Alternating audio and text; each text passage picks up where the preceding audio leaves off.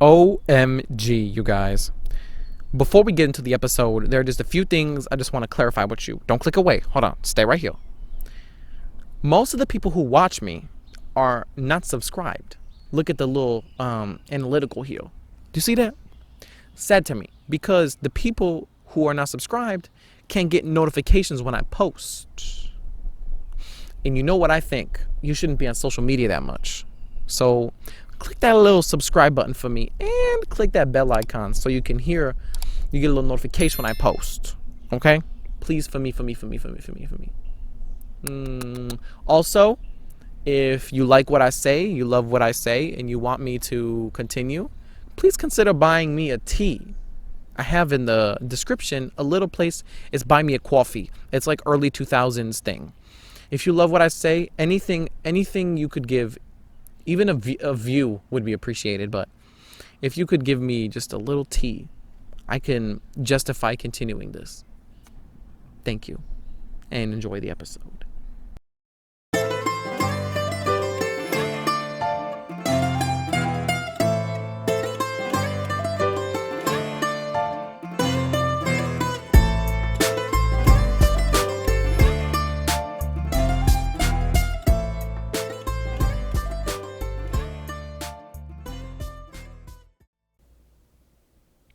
What's poppin', homies? Welcome to Stav's True Plan, the podcast where we wait so long to finally come back. I have a story to tell you. As a matter of fact, let me just start by saying this is the last day of 2024, the final day. I said I can't, in any of my good conscience, like in any sort of thought I had, I said, I can't leave the year. I cannot leave the year without closing it out, without doing something. And I will say, recently, you can tell, I was recording somewhat consistently all up until a certain point, until it just became very hard. And I'm about to tell you what this episode is about. And I'll go into my story, is about ego death. A lot of people they know about ego death. You know, they've heard of it before. And a lot of times people say, oh, it's something that they experience with psychedelics. And I'm not interested in any of that. But I can tell you that there's another fucking way you can experience an ego death. Where have I been this whole time? What have I been doing? Why am I not creating? Why? Let me tell you. This year, 2024, a lot of great things have happened. A lot of wonderful things that, the furtherance of my career, I'm making great progress, and I'm hopefully looking towards a bright and plentiful future where I don't have to worry about any of my finances or anything of the sort. And that is a blessing.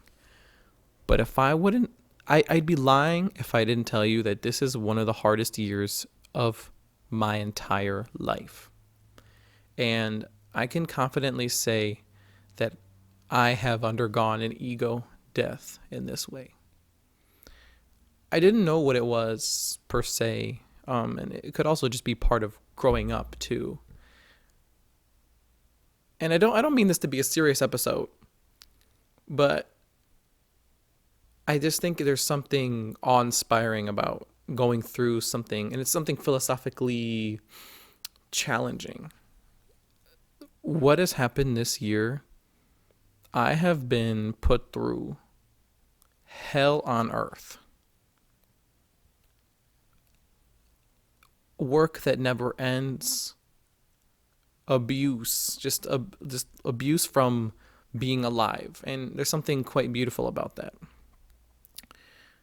because I'm transitioning now from being young and stupid and thinking that I'm invincible. This is very true. When I was young, I used to think so highly of myself. I was very popular in high school. People loved me. People loved to be around me. I was a great energy to be around. People loved to be around me. And, I've been told this so many times. It's the truth. But it could just also be a part of growing up. But this year has put me through such, and I can feel, honestly, I feel that this is in the air. And it could have something to do with the 3D, 5D split. If you're familiar with such a thing, we can talk about that later if you want. I don't know exactly where to begin. And a lot of this is very, personal, but I think it proved to me that um there was just a time where I needed to step up in some fashion. When I just when you're being like punched down, like the phrase like punching down on somebody, I felt like that this year did precisely that to me. And I initially I and this kind of comes along with like hard times. Like I made a podcast episode about this before, but this is unique. This is not just hard times. I feel like the world is begging more of me. And I can't say this is repercussions of not giving more. I think that this is just like part of the learning curve of life. So I'll be vulnerable for a second.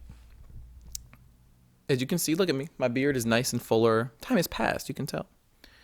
But at night, especially at night, but I know that I'm going through an ego death in some fashion because everything that I knew to be true and everything that I knew to be secure in dismantled right before my very eyes. And it's kind of put me in an anxious mindset where I I never had panic attacks before, but they started to come out recently.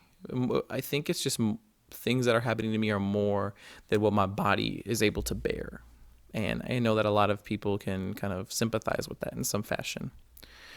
But I really hope the microphone is good. You know what I mean? Like, this is not my usual setup. If I told you where I'm recording, you wouldn't believe me. I'm not going to tell you. Secret. But my anxiety has thrust me into like a state of being, state of mind where I'm always worrying about death, and nothing that I can do pulls me out of that. There's not like, it's just like that gripping feeling and the fear of the unknown, and precisely. But why? I was never an anxious person, never until recently, and I'm trying to better understand why in the world this is happening. So, upon researching like an ego death, I think it's truly humbling to have gone through an ego death, and I think that I felt this because as I said before, I was very outgoing in some fashion. This time has kind of like, so for example, let me just kind of paint the picture. In working hard for my studies, I haven't been as social as I'd like to be. Kind of thrust me into an antisocial kind of state of being, a state of mind where I didn't want to really go out, even if I had the time to.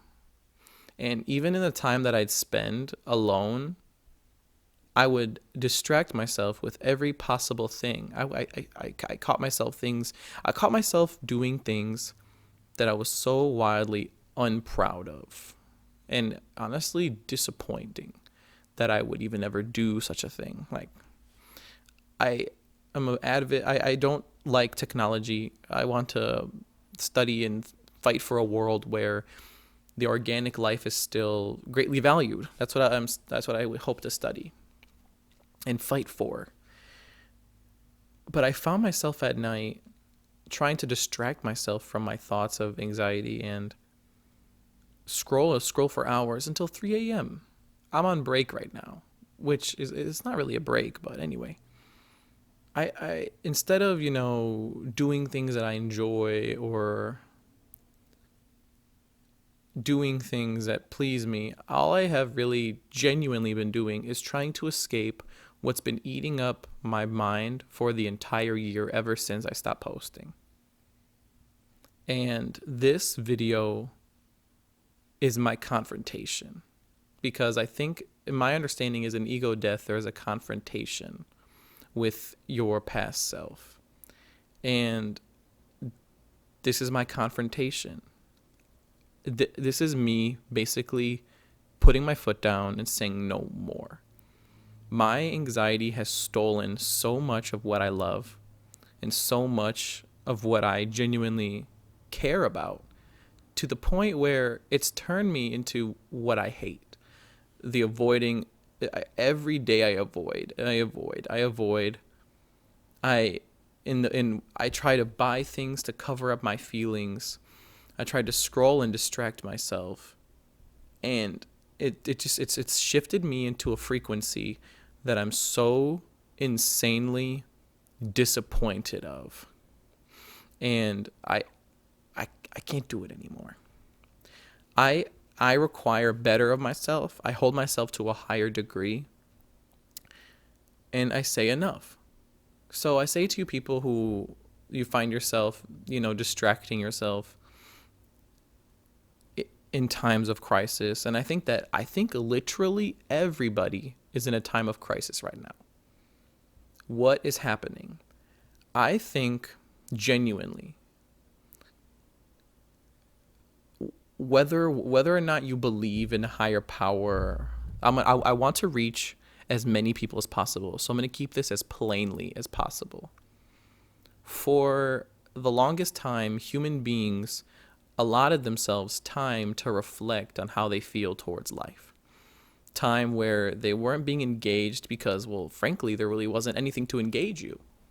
So there you go. You live your life and you think you sit on the bed and edge of the bed and you think to yourself, okay, what's going on? What am I doing? What am I doing wrong? Like self-reflection, because that's an action that doesn't happen by accident, right? So you need to live your life with action that is, what's the word I'm trying to say? That you're trying to live your life with action that you put forth into the world, that you take effort to do. But all the things that I've been distracting myself with are effortless. And there's some sort of my brain, like I deserve this. I deserve time to myself, or, but at the end of the day, this is an evil. How in the world is something that brings us away from reflecting inward and looking at ourselves seen as something that we deserve? That, I'll just take a moment and I'll, like, for example, like if you're on your phone, and you think it to yourself, I've been working all day, I deserve this. We've created, I'm not going to say you, I'm going to say we in general, we've created an ecosystem where we are so disconnected from ourself. I'm speaking from like my experience here. I know inside my deepest, darkest consciousness and my thoughts, I'm screaming for help. In my fundamental consciousness, I'm screaming for help. But there's a level just above that that's being satisfied. That's just fine. Scrolling all day, buying things, even if it was improper for me to buy what I buy, I've panic bought so many things to distract myself. Why am I afraid to look at myself in the mirror and look at myself inwardly and say, what's wrong? Is it easier? That's what my mind sounds like. I don't know if you heard that, but that's what my mind sounds like. The lease. What are we to do? So, I've forcefully taken time out of my day. It takes action. How do you move yourself into a frequency that you're proud of, into a person that you are proud of, right? And how do you use the times that bring you down and break you down into your fundamental level? It's a blessing to be broken down. Listen, what do, right? It's a blessing to be broken down because your way up from there is at your discretion, and it is up to you, right? I say it all the time. It's up to you, right? But what does that mean is up to you? I mean, in every possible level that you can ever think of, if you grant yourself the power to do it, and you will, so go and do it, right? So, like I said, I've taken time out of my day and I've done something that I know is healing to my mind and healing to my body. Because after every day, we hold so much baggage from the day, pain from what's hurt us, sorrow from what's made us sad. And we carry it every fucking day. And we, instead of, taking that head on, what we do instead is say to ourselves, we deserve time away from making us understand why we're hurting. Damn. You heard that? Why do we think that we deserve time away from understanding why we're hurting? That's very deep. It's not this, we're not incapable of better. Only if we think so. But what I find very interesting, and even I don't have an answer, is our mind is so powerful, but we somehow deem it a better use of our time to waste our time instead of to spend a moment to face your death head on, to face not like actual death but your ego death, to face what it is that's been hurting you head on and squashing it. So maybe you can actually not have to escape what hurts you, because what hurts you, whether you like it or not, is a part of life, and you only have one chance at living. So why in the world would you escape an aspect of life? Having been through the surgeries that I've had, having been through the pain that I've had, it's fucking weird.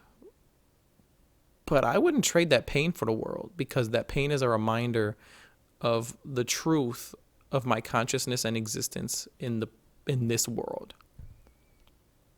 And scarcity is what makes something beautiful, right? Think about Pokemon cards. Scalpers are getting on that shit. The Moonbreon Pokemon card is worth $1,000, a little over that, if you get it graded.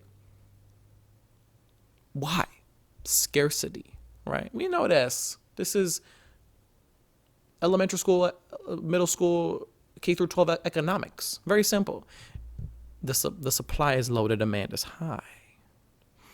But treat your life with high demand. Like that's in surface level, it's very funny, but listen to this. Why would it be considered funny to shift yourself into a frequency of gratitude and appreciation for every day you have on earth? You see people, what shifts me into that low frequency? When I see people online, oh, he was so young, but he died in a car crash, or in like a incident that, is very reasonable in your day-to-day life. You experience that. But people can die in that way. I could die from leaving this point. And to be honest with you, I genuinely do believe that my fear of death is that part of my body screaming for help. Because if I'm afraid of death every day, do something about it. Do something about that fear. And why are you afraid of death? This anxiety. Tackle that anxiety and watch the fear go away. But no, we want to escape that anxiety. We want to escape it. It's not going to go away.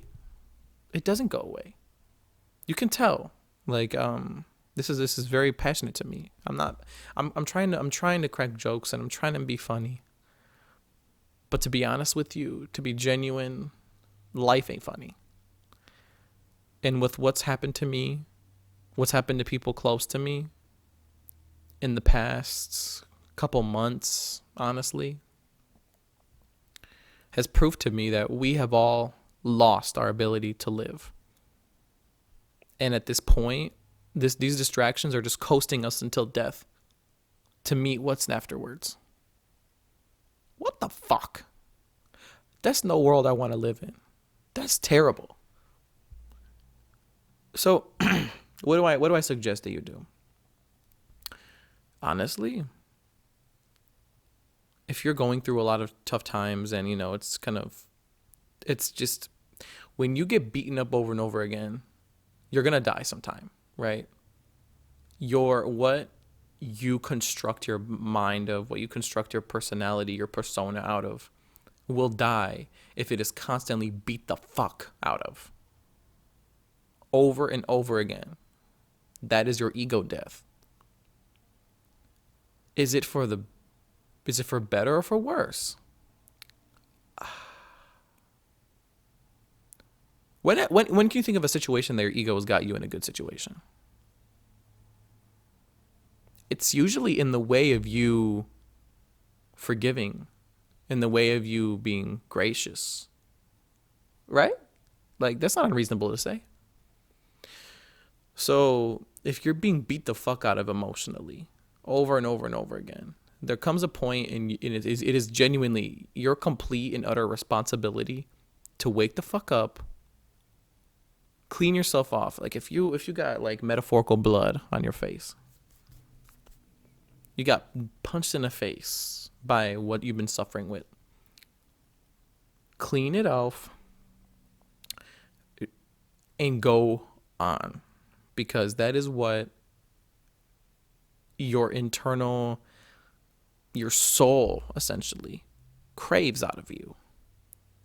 Because your soul has nothing to do with your physical body, right?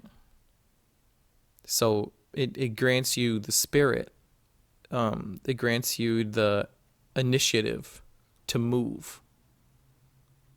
But when there's a disconnect, the mind goes to very harsh measures, and it really does. And sometimes it is only action in the physical plane that can heal an internal mental wound from the emotional abuse of what's happening in the physical world. The physical world and the world in your mind are always at fucking war all the time, without end, without fail, always fighting for, I don't know what the fuck they're fighting about, but they're fighting. But somewhere in the middle of that is your responsibility to be that mediator. You need to be the mediator. And when you're beaten up emotionally and you feel like a zombie and all you can do is dopamine crave it, you feel like a fucking zombie. You feel like a creature of the crypt, a goblin or ghoul, a monster.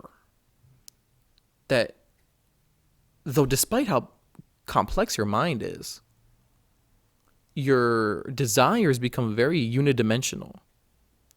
Something that makes you just dopamine, blah, blah, blah. Here's this, dopamine in your fucking face all the time. I know this reads like a struggling teen with the world, and like, shut the fuck up, man. This is just an internal cry for help that my external body, who gets to interact with the world, has set up a camera and is expressing genuine concern. I really hope that this kind of thought process can help you in some fashion. As for what's been happening, I'm talking to myself right now, and if I reach anybody, and I touch your hearts, I'm glad. But with what's been happening, don't let it destroy you. But the part that does get destroyed, make sure it's collateral that you don't mind losing. Sometimes it's hard to, determine whether or not that it's worth losing.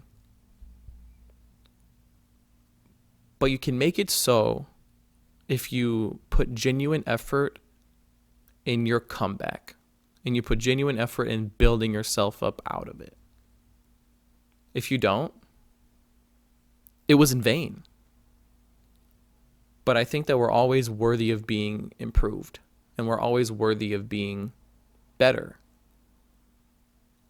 There's always we're in the human experience, it's characterized by things you're not proud of, stuff you've done in the past you're not proud of, stuff that you're doing that you're not proud of.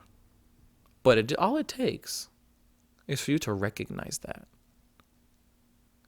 And if you're being battered, emotionally battered, just fucking abused, like I know you have been, it's part of the human experience to be abused in this way. Throw it to the fire and let yourself metamorphosize into somebody that you're proud of, and let them rise above what you've been struggling through. There's no glory in letting it pass. Fight for your worth. Fight for a future that you're happy to live, and fight for yourself, because you need to deem yourself worthy of fighting for. Don't throw away your life. It's genuinely beautiful to experience. And even the pain is beautiful, because pain can push you to change your scenery, maybe, or to change how you interact with the world. There's purpose in pain, right? It's just up to you to find it and give it that purpose. But if you characterize it with beating the fuck out of you and that's it, what's left of you? It is your responsibility to pick yourself up and recognize, hey, this actually, like, my benefit, like my growth, it's up to me, man. Like, I don't know what else to say. So Stav, I'm talking to you now. Don't be discouraged. Everything will be okay. Don't be discouraged, okay? But don't let what's been hurting you steal what you love most. And I'm sorry. I'm talking to everybody. I'm sorry that I haven't posted. And I'm sorry to myself that I haven't posted, because I don't really have hobbies. I have origami, 3D printing here and there. This is what I love to do most. I want to create something that is worth looking at and is worth something to someone else too. And I'm ashamed that I've allowed what's been beating the fuck out of me to keep me down. I know I'm better than that. So I'm going to try to be better than that. But to keep you guys in the loop, I'm graduating soon. I'm starting my master's soon. I have one more semester to go, maybe 2 semesters. I got 1 class additional. And I'm going to finish my master's in 1 year's time. I hope to see you before that happens. I really do. But instead, I'm not going to hope. And I'm going to fight for it. I'm going to fight for a relationship. I'm going to fight for custody, because I really want to show the world what's in my mind. I think it's worth looking at. So, and I hope that you do too. This has been an episode of Stav's True Plan. I really hope you guys enjoyed. I'm going to try harder. But before I go, I said that to somebody in class someday. I forgot who I said it to. Who did I say? No. I asked my buddy Pazig. I think it was Pazig. Dom. That's right. And I told him I'm going to try something. He said, that word. Don't use that word. Do it. So you know what? I'm going to make a genuine effort to post more. So that's what I'll do. I will make a genuine effort. That's just a synonym for try. All right, guys. I'll see you guys later. And have a happy, beautiful new year. Be safe. Call people if you need help. If you need assistance, you drank a little too much. There's no pride in driving home. Get this man behind a wheel. Don't do it. Call somebody. Kisses.